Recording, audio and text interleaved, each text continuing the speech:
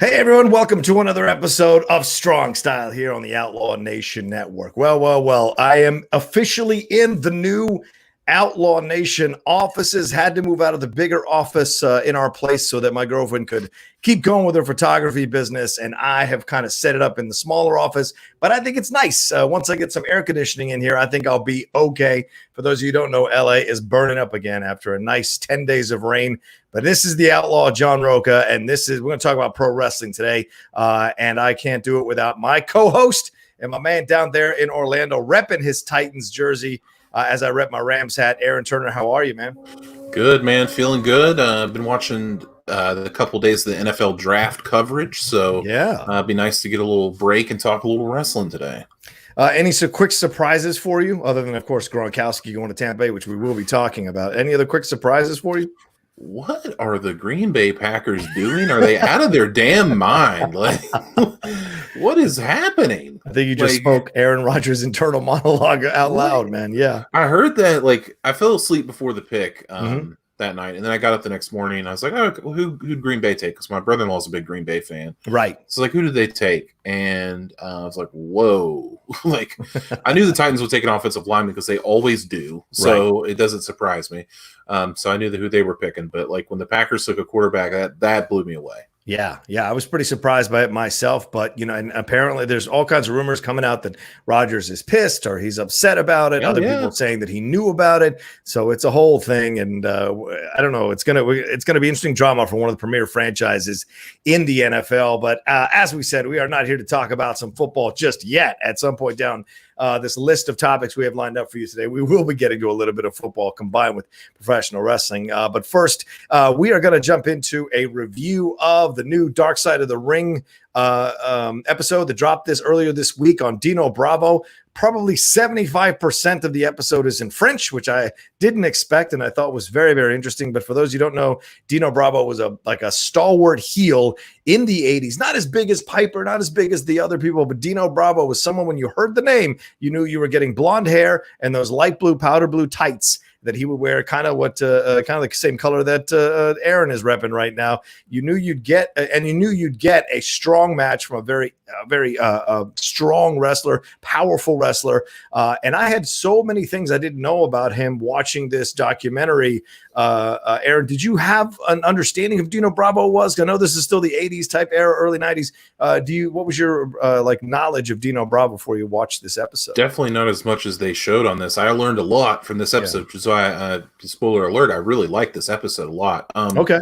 I just knew Dino Bravo was in his later career as the underneath guy, as the guy he would always lose. I don't think I ever saw him win a match. When I would watch the WWF, he'd always, he's always losing to Hulk, or he's always losing to Brett, or he's losing to somebody, Macho, somebody like that. But he's always a decent, I don't know, a B movie villain, I guess.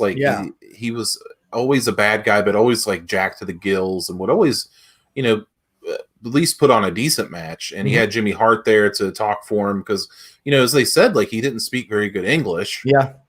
So that was a big part of that. Jimmy Hart always helps a guy like that out. But yeah, I really like this one a lot, and it definitely gave me a lot more perspective on Dino Bravo. Huge, the Canadian Hulk Hogan, as they kept saying, which I would believe. One thing that I tell you that did just tickled me was the Mountie, old Jacques Rougeau. I was like, man, this guy he's a polarizing figure in the wrestling community. A lot of people love him, and a lot of people can't stand him and hate his guts. So it's kind of 50-50 on Jacques. So I don't know if half the stuff that came out of Jacques' mouth was true, or if it was just all BS. But yeah, just I didn't mind that it was in French either. It didn't bother me. If anything, it made me pay closer attention, as that does when you're watching movies with subtitles. So it kind of really drug me into the narrative even more. Yeah, me too. I have to agree with you. I didn't know. Once again, I grew up at the time where this guy was, someone you knew was a heel, and you knew, that he would give you a good match, but he would rarely win. Right? He'd always come close, but he'd rarely win. But he was so stocky, so large. Like him and Ivan Putski, I always kind of the Polish Hammer. I always kind of put them all in the same group.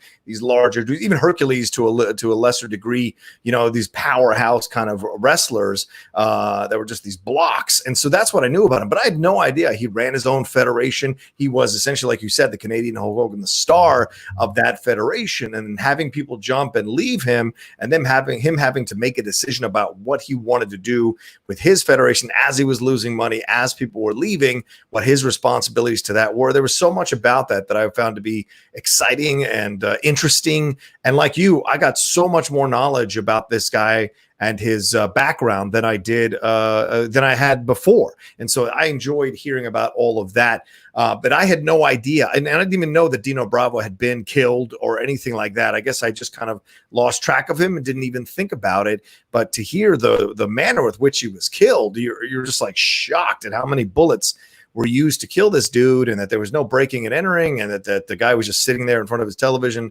with his remote control. It was heartbreaking to hear his wife and his daughter speak about how much love they had for him, juxtaposed with other people talking about how much they enjoyed knowing him and being a part of his world, but also about his legendary temper. So this was an interesting balance of a presentation of a human being.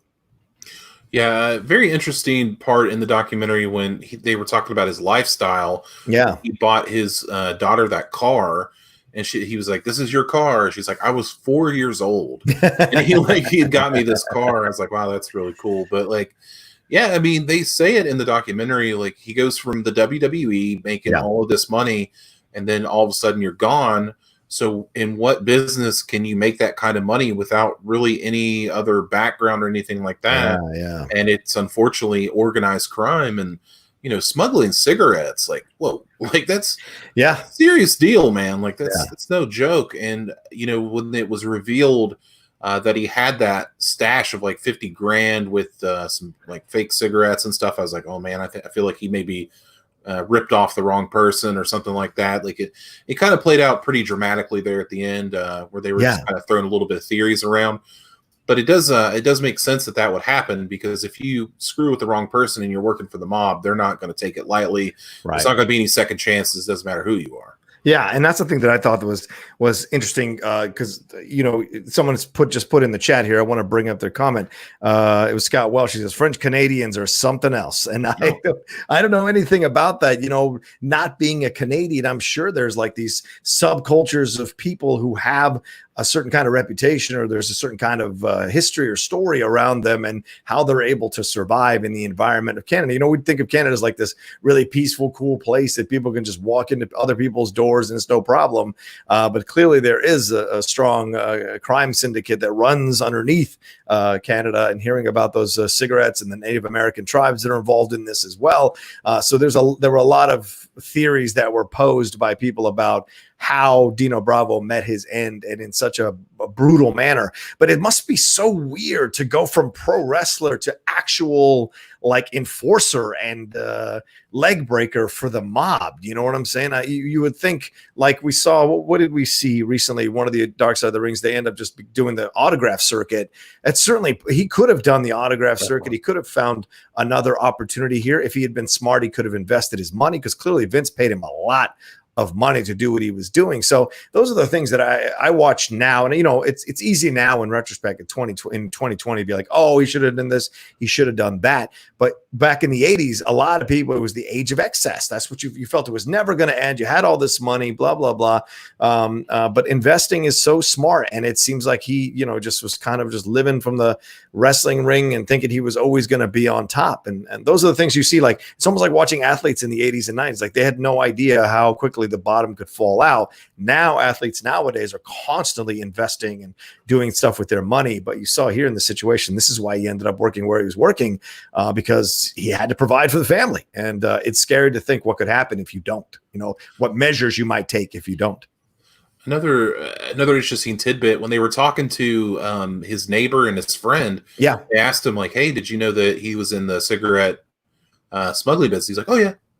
Everybody knew about it. And I was just like, what? How do you how does it work? If you're Dino Bravo, if you're Canadian Hulk Hogan, Canadian Superman, whatever, and you're an enforcer for the mob, wouldn't somebody know? If your neighbor knows, and then the whole neighborhood knows, oh, don't mess with that guy, he's in the illegal trade. wouldn't somebody tip off the police and maybe the police were paid off? I don't know. Yeah. But I mean, that's just that made me like perk up an ear. I was like, so if everybody knew, how did he keep it a secret from his family? Right.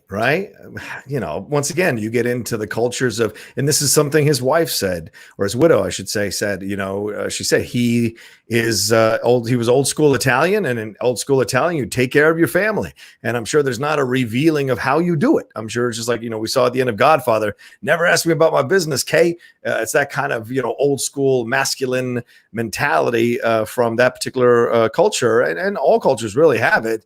So you see this playing out the way it did, and he kind of kept it from her. But yeah, maybe there are, like you said, Rougeau, you're not sure how much to trust in what Rougeau is saying.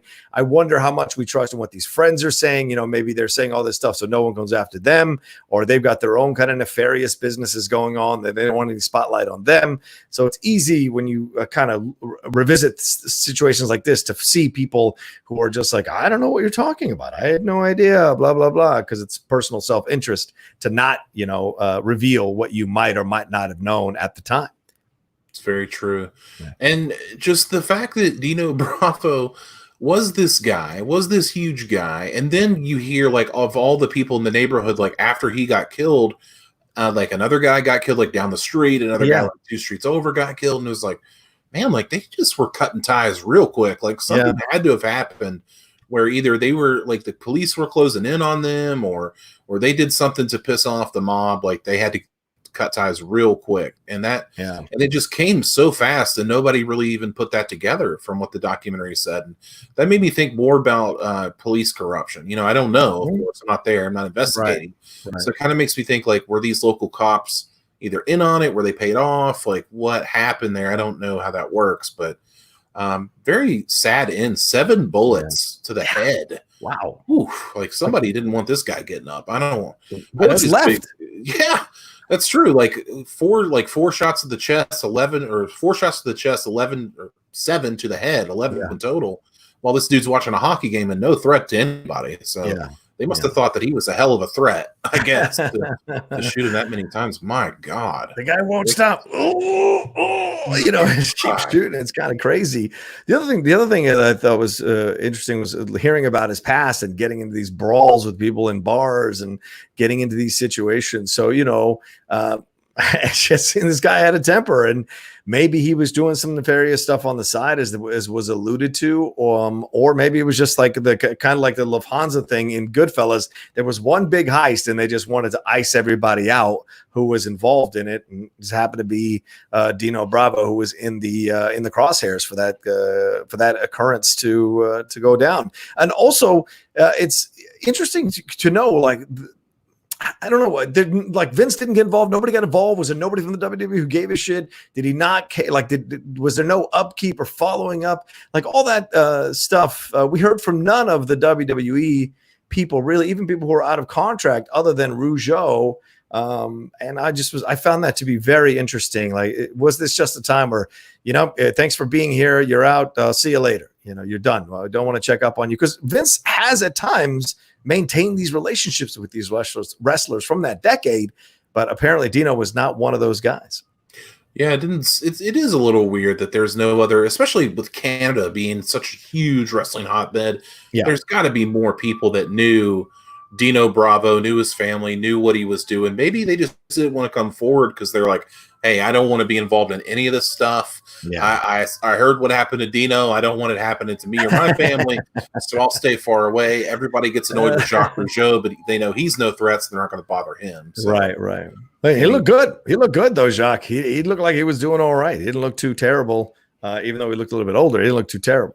I do like that he got dressed for the interview, though, in a tank top. I really like that. I always like how people are dressed for interviews. I find that pretty funny. I mean, what's he going to do? Shock you with his Mountie chalk stick? Like, come on. The Mountie. We did get one super chat that rolled through here. We should hit it. The Dodger Ryan 124 said, Dino Bravo's sidewalk slam finisher was devastating back then. Nowadays, it's just a light grapple move. Yeah, that's true. Well, look, The Rock's is an elbow drop. It isn't like a massive thing, you know. Hogan's leg drop. Hogan's leg drop, right? You can do a leg drop anytime. It usually doesn't end a match. So a lot of those finishers from back then don't hold up when you look at what's happening now, because people have a higher tolerance for what they want to see that makes them believe that that's a finishing move, So, but yes, at the time, certainly, because he was so big when he grabbed you, it was like a rag. You were like a rag doll.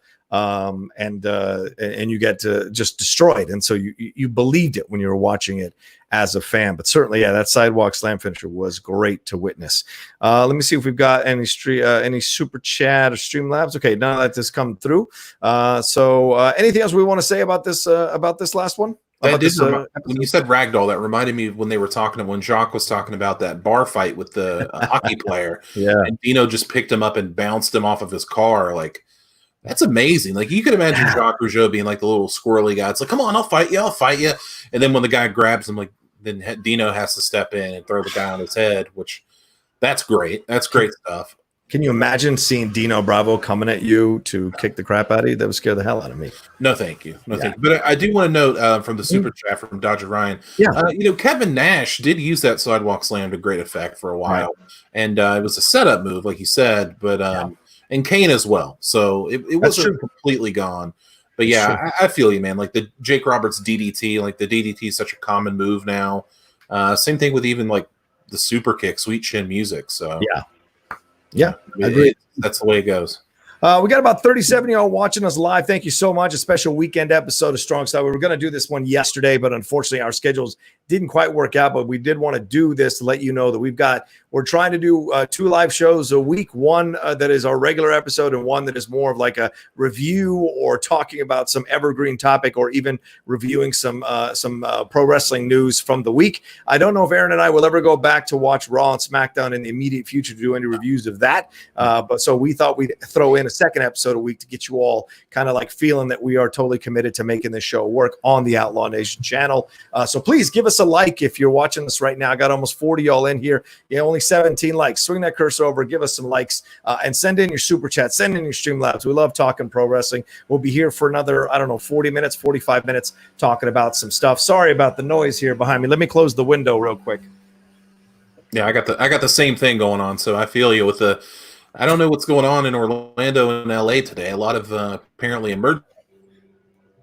Everybody's okay. Seems to be like everybody should be inside, and I don't know how you get hurt staying inside, but who knows? Yeah, I got the same thing going on. Yeah, that's part of the perils of doing a new office and new noises, things of that nature. You got to balance them all out. Anyway, all right, let's move on to our news topics here. Which one do you want to start off with first, there, Aaron? Let's start with Gronk, since it's pretty light. Yeah. So Rob Gronkowski, of course, you're everybody's favorite WrestleMania host, or nobody's favorite when it comes to me. You're 24/7 champion in the WWE. Decided to come out of retirement, and he wants to play for the Tampa Bay Buccaneers, and he was traded from New England for a 4th-round pick. And that's pretty good for Bill Belichick to get a 4th-round pick out of a retired player. So now Rob Gronkowski will join Tom Brady in Tampa Bay, as they're now calling it, as a Buccaneer. So now that team gets even more bolstered. Yeah. And if you saw their draft, they're even more bolstered at this point. Yeah. My God. They look great. And so now what the question becomes, what happens to Rob Gronkowski's WWE commitments? Because, a couple of months ago, we're talking part-time wrestler, going to be a big person on this scene from now on. And just like that, poof, he's back in the NFL.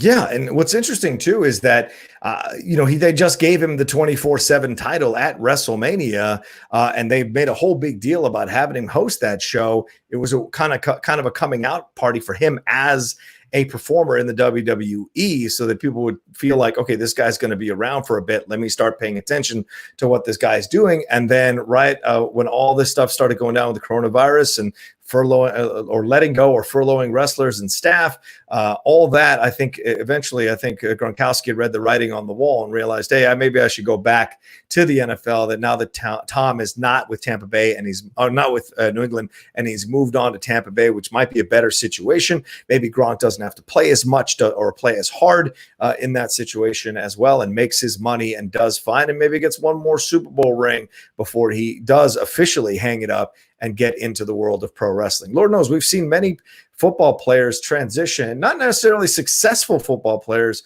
but some have transitioned into being pro wrestlers. Lesnar was a failed pro football player. So is The Rock. A lot of failed pro football players certainly do have a life in the WWE. Gronkowski would be a bit of a rarity in that he had a successful pro career and then he's transitioning into the WWE, a la Steve McMichael did with WCW. Mongo McMichael, you can argue his overall abilities, but he was part of the greatest faction, one of the name, at least name-wise, one of the greatest factions that had ever existed in the history of pro wrestling. So, it has happened every once in a while, but it's really rare. Yeah, I mean, think of Mojo Rawley, of course, is also a failed football player. Roman Reigns, failed football player. Baron Corbin as well. King Corbin, failed football player. One of the examples that's so glaring to me is, you remember, I'm sure you do, Sean Merriman, like former linebacker for the Chargers. I think he played for the Bills for a while too. He wanted to be a pro wrestler, and he went to the Performance Center, did all this stuff, like train. Right. They didn't end up using him, didn't end up signing him.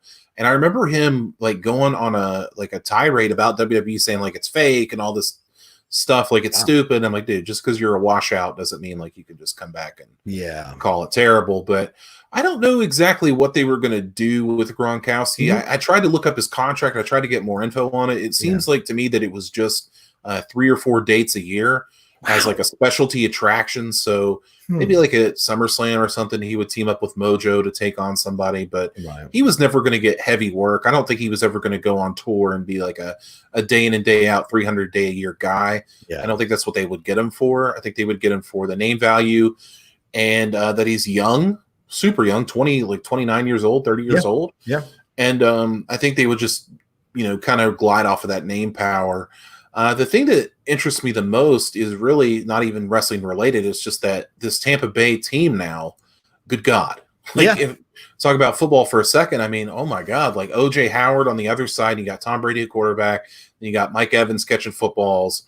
Like this team is going to be really, really dangerous. And it's huge for the city of Tampa because their team for the past couple of years has really been fair to middling at best. Lukewarm with Jameis Winston. I mean, it's great for the city of Tampa, but not so great for the WWE. I know, I agree.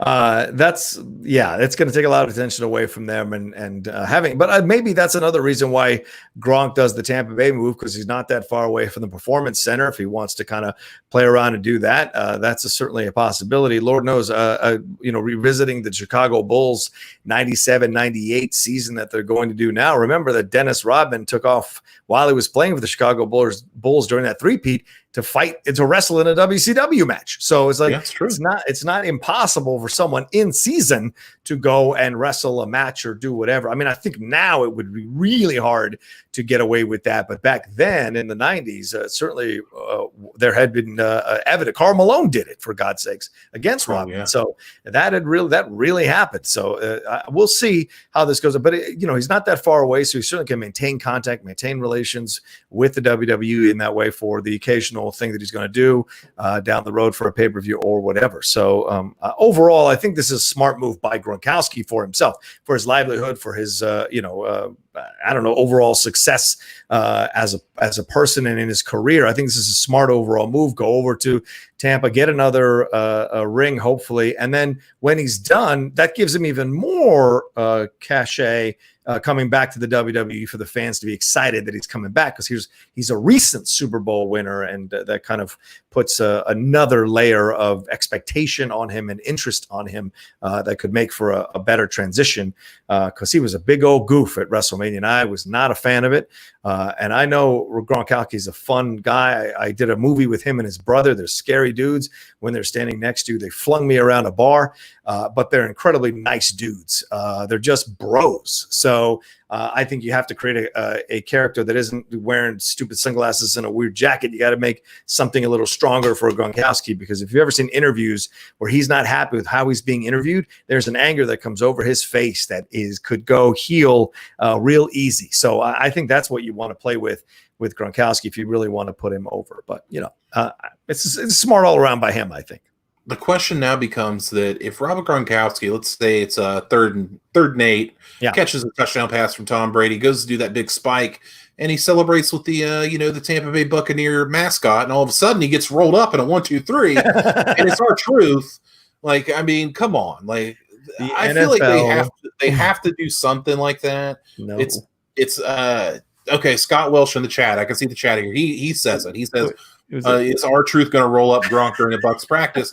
That would be great, and I think could see not that during would be a lot of fun. I would like that a lot, or maybe he shoots him with a cannonball. I don't know what he does, but hopefully R-Truth does something to gain back that 24/7 title. And I'm sure they wrote that somewhere. Like, yeah, Gronk, you can go back to the Bucs and play football, but we're going to need to get that title off you somehow, some way. So yeah, I would love to see that too. It'd be great. R-Truth dressed as a pirate. Pinning Rob Gronkowski on a football field. Please give that to me all day long. I'm taking you to David Jones' locker. Yeah, I could see that. I could see that going down. That'd be great. So we'll see. We'll see. Certainly, we'll keep tabs on it as we go along. What do we got next, brother? Let's go ahead and talk about the. I guess we could talk about the Velveteen Dream rumors now. This is a weird thing that's kind of started. So yes, you're the one that clued me into this. So tell our listeners and viewers what this is all about. Yeah, so like yesterday morning, it started circulating around the Squared Circle Reddit. That's a big WWE or big wrestling forum on Reddit, and these rumors started coming out about Velveteen Dream that he may have been involved in some kind of nefarious issue. Of course, it's all rumored that he sent explicit nude photographs to underage girls ranging from 16 years of age to 18 years of age. Wow. There was a pic and a voicemail that was revealed. It doesn't show Velveteen Dream's face or any other kind of identifying means or anything like that. The only thing that the person is going on, which they didn't give their name or anything like that, said that it was like a Washington, D.C. area code. Of course, that's where he's from, right? Washington, D.C. So that's like the only piece of evidence that they have so far.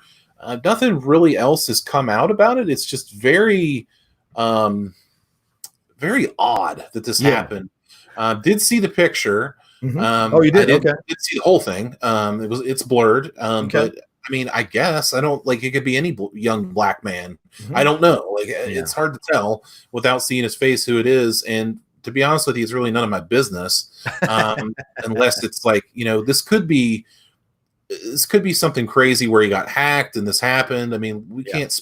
Only thing we can do is speculate. But I do want to read Velveteen Dream's statement about it. He tweeted yesterday. He said, "Be assured I did not communicate inappropriately with anyone. A private photo of mine was shared without my consent or knowledge, and I am working with a third party to look into the matter." So that kind of tells you where Velveteen Dream is at on it. It wouldn't be the first time that something like this happened to a famous person or somebody like that. Yep. And I saw a lot of people yesterday that were saying that, "Oh man, I hope this isn't true because you're such a good talent and you have such a bright future." It's like, I think that's the wrong kind of thinking. Like, I hope this isn't true because if you did this, then you're a pedophile. That's kind of the biggest issue that's going on for me personally. Like, I hope this isn't true because if it is, then you need some help for sure. Screw your wrestling career if it's true. Like I said, all we can do is speculate, but very troubling news nonetheless. And I don't know how you get away or get away from something like this, like staining your, your cachet. It's probably good that fans aren't around right now. Well, yeah, it's a good point. Well, but they're certainly around on social media, and certainly a lot of them have been taking Velveteen Dream to tasks. There are some funny memes and comments in there.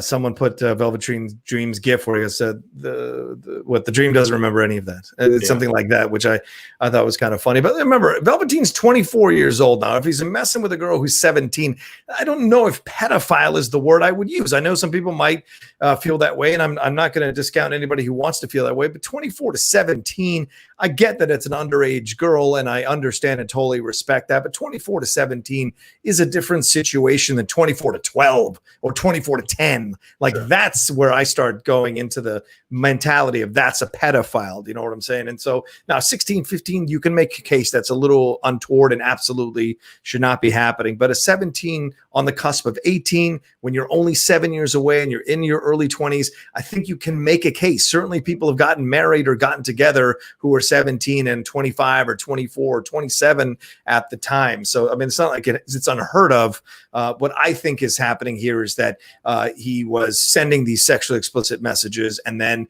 wanting those sexually explicit messages back from the people he was sending it to. I think that's more what people are upset about. And then left a voicemail, which some people apparently, according to social media, which I don't know if it's true or not, some people have heard and are claiming that they know Velveteen Dream's voice, and that's totally his voice. So maybe this is just a mistake by a young man who is turned on by these young women who are 17 years old or whatever, and he just, his sexual desire got the best of him, and that's unfortunate. To be honest, that's unfortunate. It'd be different if he was going and trying to lure 12-year-olds or 14-year-olds to his hotel room. That's a whole nother R. Kelly allegedly conversation you're going to have.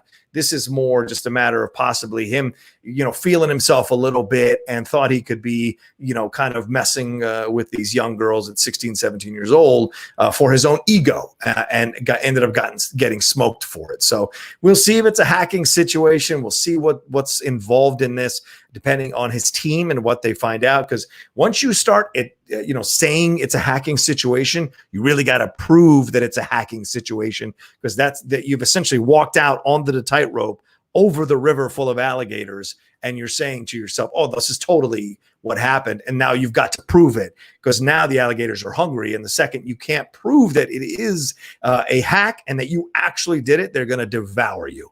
And I think that's what is should be of concern to anyone at the WWE and Velveteen Dream's camp. And this is a shame also, Aaron. Yeah, and I hear what you're saying. Obviously, it'd be a shame if he's actually, kind of messing with these girls' heads and whatever. Totally. But also, this is a black champion.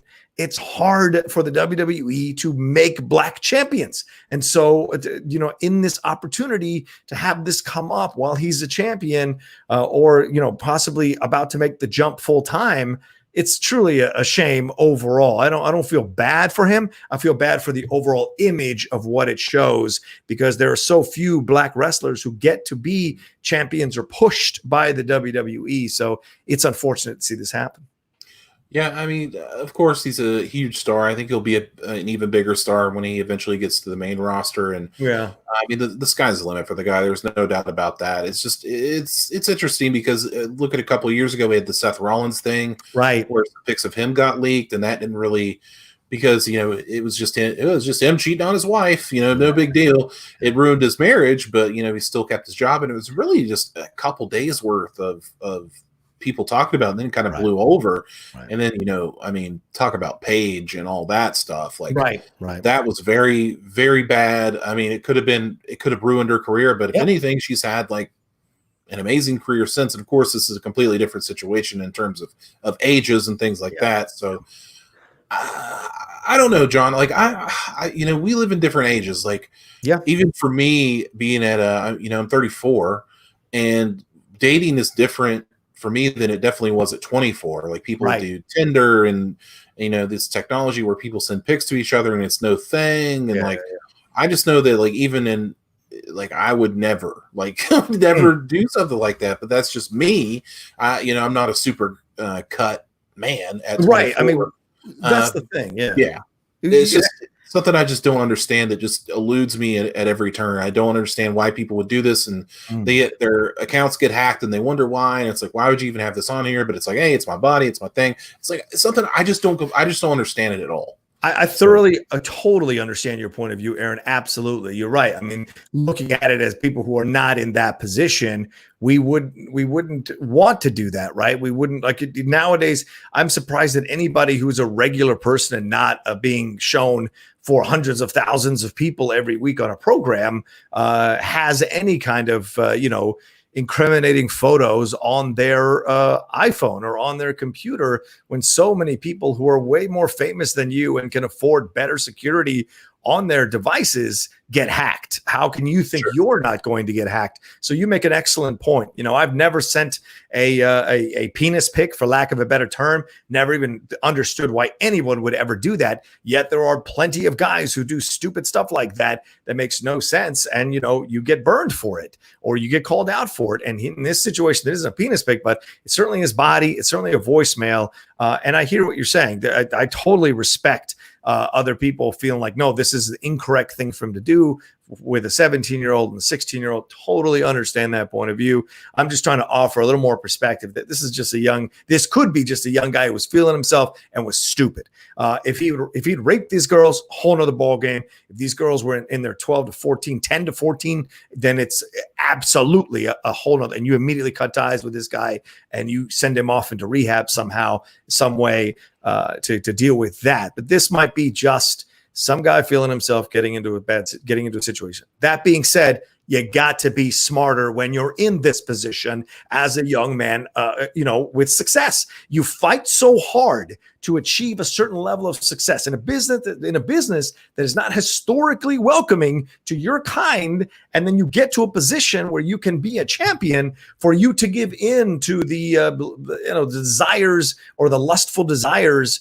of a situation of your own your own making, I think is a massive mistake. And someone on his team should be, in his ear and in his face, berating him and telling him, you are pissing away a golden opportunity that so many people would kill for. What is wrong with you? And now in my mind, I go back to other things through the history of Velveteen, where we saw him in, Tough Enough? And he was training, like you saw tendencies of Velveteen to be uber sensitive, uber hard on himself, and doubting what he could do and what he accomplished. And you're like, okay, so there might be more of a psychological stuff going on here for this guy that maybe hasn't been explored or he hasn't done therapy about, and that may be leading to these kinds of situations as well. Self-destructive situations, I mean.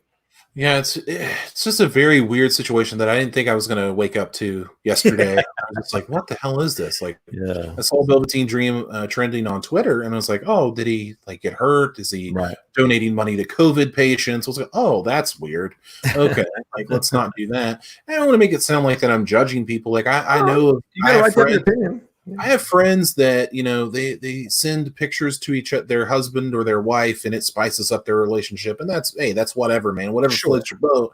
Yeah. As long as you accept the consequences that might get out, you're fine. I mean, you're fine to do that. I'm not here to talk about what consenting adults do, but when you have non-consenting adults and a consenting adult, it's a very different situation. So it's just, I don't know. I'm damn sure somebody got in his ear, and I think he has 3 H's in his name, got in his ear, and was like, bro, come on, you gotta get rid of this, or you gotta stop doing this, or we gotta figure out what's going on here. But like you said, if it's true, if it's found out to be true, see you later. Yeah, right. And I think they probably will.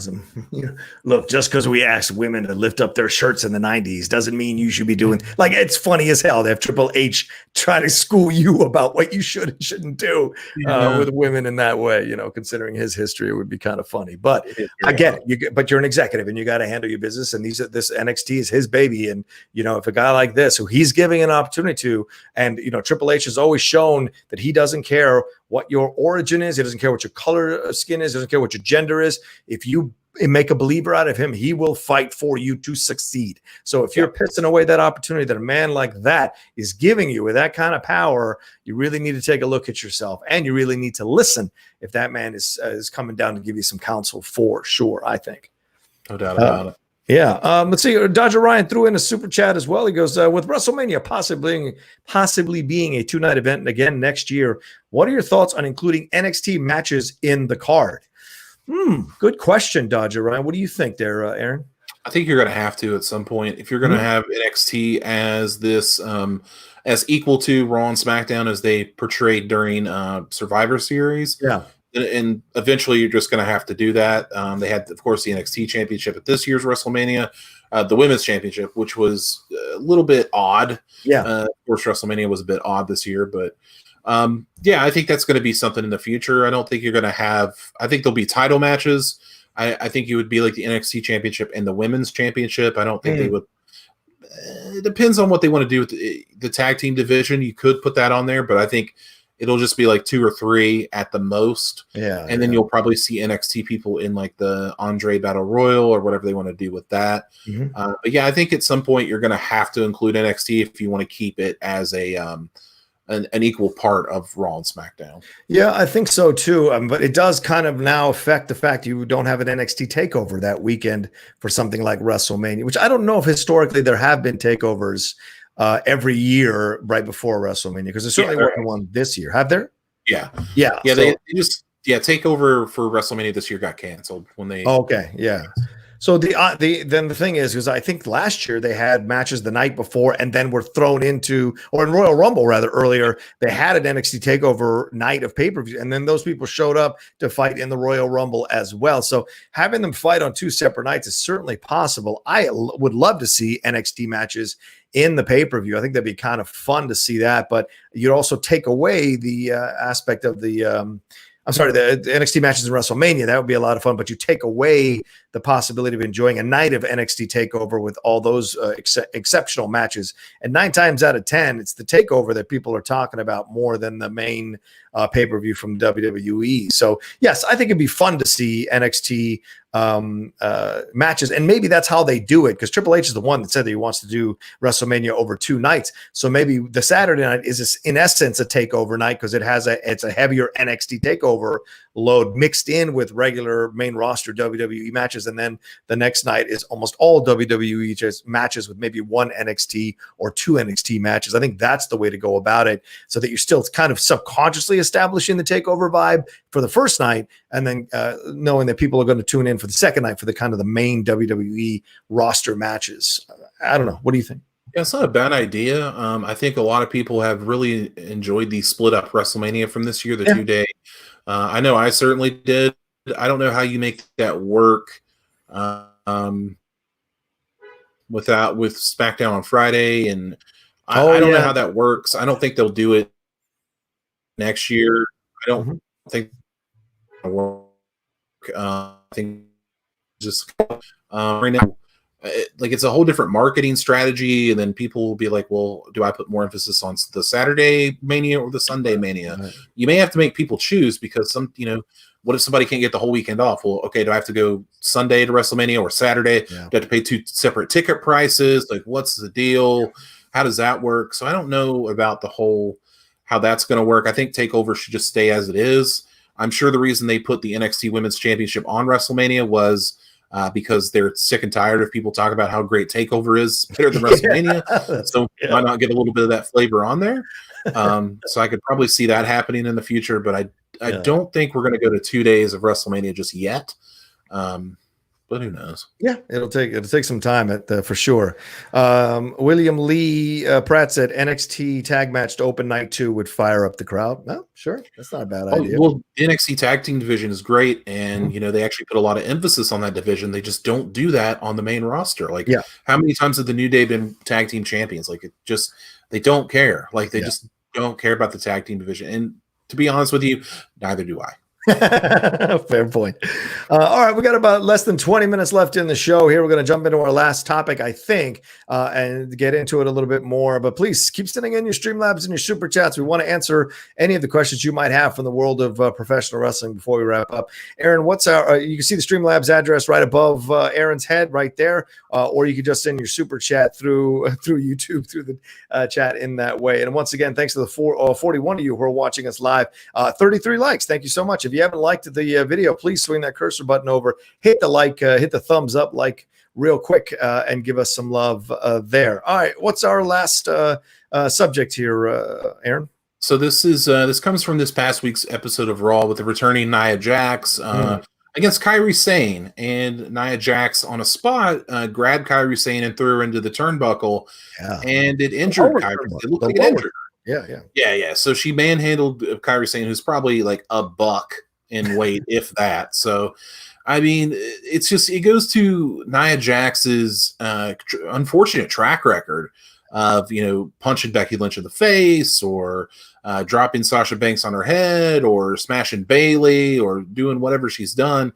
And, you know, she's getting the reputation, or already has the reputation, of being an unsafe worker in the ring.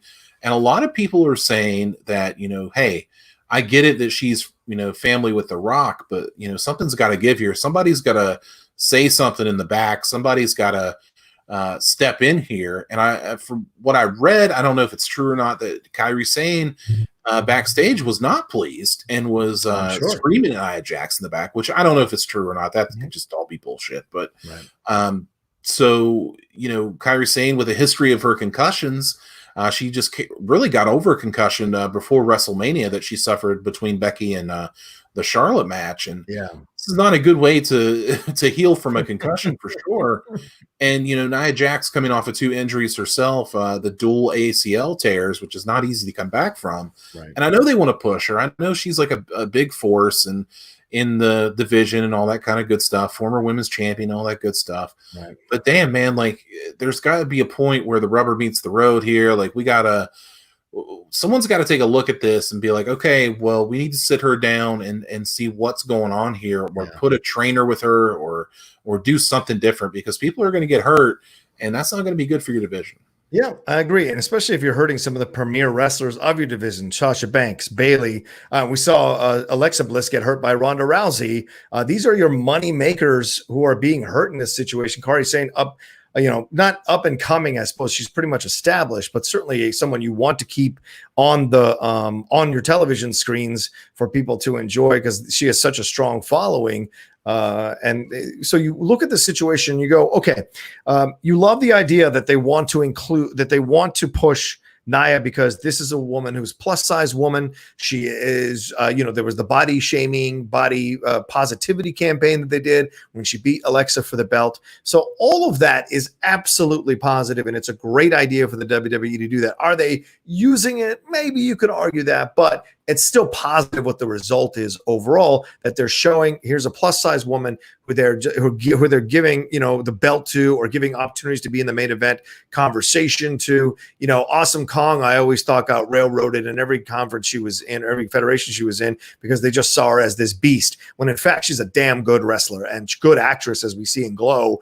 She could have been even better if somebody had given her the strap to run with for a while. It could have been interesting to see that. But you look at someone like Naya, and I agree. I mean, I get the, oh, she's The Rock's blah, blah, blah. And maybe that is what's going on here. Maybe The Rock does kind of chime in and say, hey, don't, blah, blah, don't, make sure she stays okay. Make sure you pay. But I don't see the WWE being a slave to The Rock. They don't need to be a slave to The Rock. They don't. The Rock owes everything he's done to the WWE, establishing him and give him the opportunity to showcase his talents as an actor and wrestler, performer, everything like that. So the WWE is not beholden to The Rock. They don't need The Rock to live, to survive, or else The Rock would be showing up way more than he shows up, So to me, I think this is more a situation where they want this to work with this young lady, because everyone behind the scenes, no one says that she's mean. No one says that she's a bad person.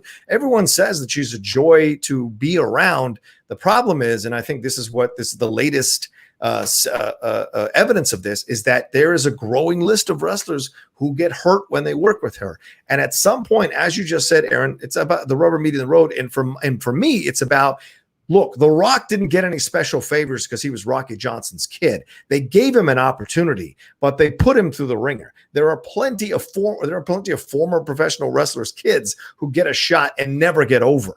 You know what I'm saying? And then eventually they get moved out. Nia has had all the opportunities. Yes, she's coming back from an injury, but by the same token, if she's putting other wrestlers out or risking their long-time health and careers, then at some point you're cutting the ties, not because she's a plus size person and you don't think you can make it work. You're cutting the ties because she's dangerous. And I think that's where we have to make the delineation.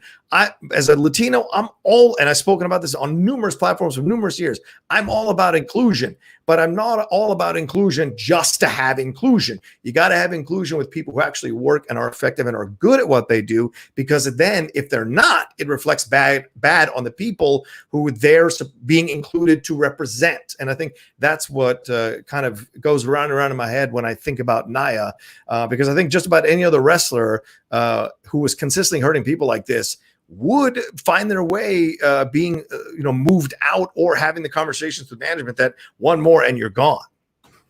Yeah, I think the most troubling part, I don't know if you saw this video. I don't know if you saw this post that somebody made, but that you can hear when Nia Jax has Kairi Sane up. Yeah, you can hear Kairi Sane saying, "I'm not set. I'm not set." So when she goes to throw her, she's not set. So she's going to fall at a weird angle, which is exactly what happened. I mean, this is a little different, but Brock Lesnar and Hardcore Holly, where Brock Lesnar picked up Hardcore Holly and he wasn't set, and he broke his neck. Like, it's just something that had freak accident in the ring, and that's the kind of thing that we're looking at here. Like, if you have someone screaming at you, "I'm not set, please don't drop me on my damn head," like, you should probably listen to that. And I get that Nia is so strong and so big that she can, she's supposed to look strong. She's going to throw Kairi around. I get it, but damn, man, like, there's a way to do it. There's a way that Awesome Kong did it that made her, so devastating with that power bomb and different stuff.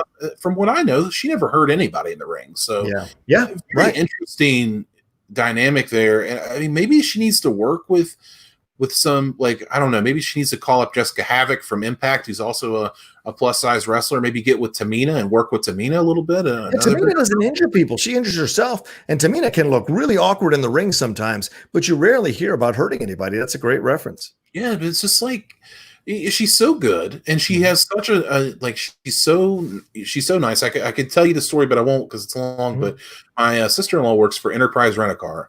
So when the wrestlers come into town, they go to her Enterprise from the airport. She works at the airport.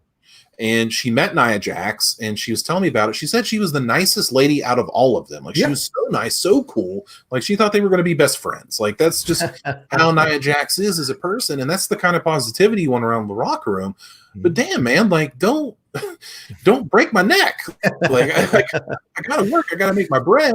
Don't break my neck, Nia Jax. Yeah, and I don't know if this is just she's snake bit in this situation. Maybe if she moves on from the WWE, finds a career doing something else, she's way more successful doing it, and it doesn't hurt other people. I mean, I think that's why she gets the opportunities. I don't think it's about The Rock at all. I think it's the fact that people really like her and they enjoy being around her, and she's a positive energy, and everyone says she's really nice. Everyone says that. And that goes a long way. No matter what business you're in, it does go a long way to giving you more opportunities that another person who's maybe not as nice wouldn't have gotten as many chances to stay in a situation. And so that's what I think is happening here. I don't think it has anything to do with The Rock. I think it's everything to do with the fact that people think she's a really sweet person. And it may be because she's a plus size woman. These other women who understand what it's like to be criticized for their bodies, no matter how thin or in shape they are, want to champion her and don't want her to leave and want her to stick around. But, that may change as if more and more of them get hurt at her hands. Then at some point, you've got to make the decision to let her go or move her into management or move her into an on-camera character that isn't involved in any of the wrestling like we saw with Paige and her neck. There's no reason Nia can't move into something like that. For sure. But maybe like they used to have the GM of the women's division, right? She could do that for a while in the WWE. But I don't think that we just suggested, Aaron, I hear you, but it's another reason to make an excuse for her. Maybe she should train with this person. Maybe this will take, well, how many more chances does she get before you go, you know what? Maybe you're just not good at doing this particular thing, or you're just snake bit at this particular thing, and you're going to keep going till you actually maim a wrestler. If she actually cripples a female wrestler in the ring, imagine the depression and how she's going to tear herself up inside if she actually does that. And so sometimes you as an organization have to think ahead for that person and get them out of that possibility or that situation happening for their own well-being. Yeah, there's only so many times you can say, like, oh, accidents happen. It's pro wrestling. Right. Well, when it happens like 8-9 times in a row, it's not an accident anymore. It's a pattern. Yeah. So, it's just, come on, man. Like, somewhere, somehow, somebody's going to get pissed off enough to go to management and be like, this girl is unsafe. Yeah. And it doesn't help that when she punched Becky Lynch in the face and bloodied her nose, like, as a shoot, like, that really happened. Yeah. And then they made it into a storyline where, well, she's like the face breaker. It's like, no, she's really dangerous in the ring. Like, you shouldn't glorify what she did to Becky Lynch and ruin your main event. Like, it's not a good thing.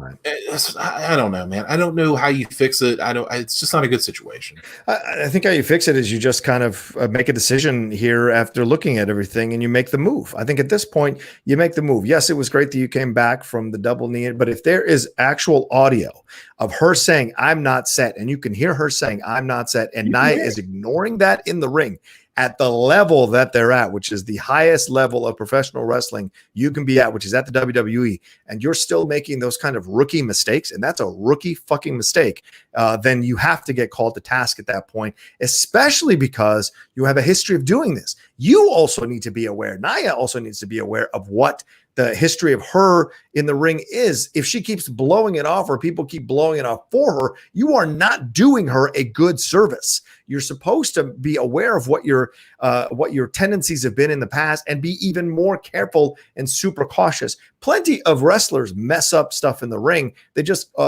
cover it up. We were watching Raven on that watch along for WrestleMania. He was picking out the moments where the wrestlers were messing up their cues, and then seeing how they saved those moments. It was such an incredible way to watch a match. I had no idea those things were going on. Those little nuances were going on, but that tells you the difference, right? I'm sure he would never have thrown somebody when they were like, "Oh, I'm not set, right? The draws, D'Lo Brown, that was just a mistake. That was just a tragic thing all around, right? No one was saying anything. That was just a tragic thing all around.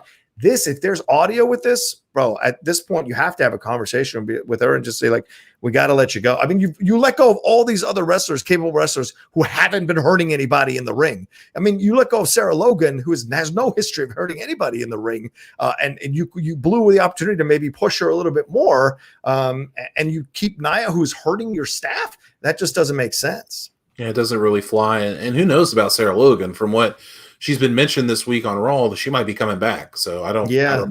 I don't know about that.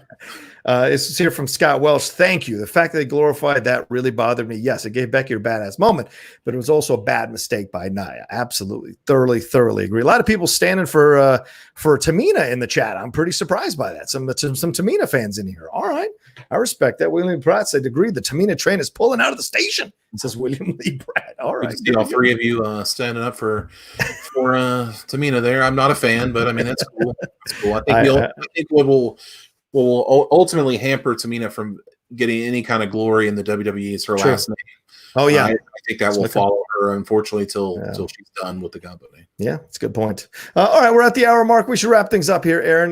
You got to get on with the rest of your Saturday, as do I. And I want to thank all of you all for joining us and watching us live here on YouTube. And if you're watching it later on, thank you again. And if you're listening to us on the podcast, in the podcast form, thank you so much. Yes, for those of you who might be new or haven't heard or missed the announcement, for the last couple of weeks or 3 weeks, we have had the Outlaw Nation Podcast Network up and running. That means all the shows that we do on the Outlaw Nation podcast, on the Outlaw Nation channel, the audio is stripped and put onto an episode on the podcast network for you all to listen to and enjoy, because some of you just don't want to watch it on YouTube, and I totally respect that. So trying to put it all out there for people who want different ways to consume this content. Aaron, where can people find you, my man? Everything you're doing.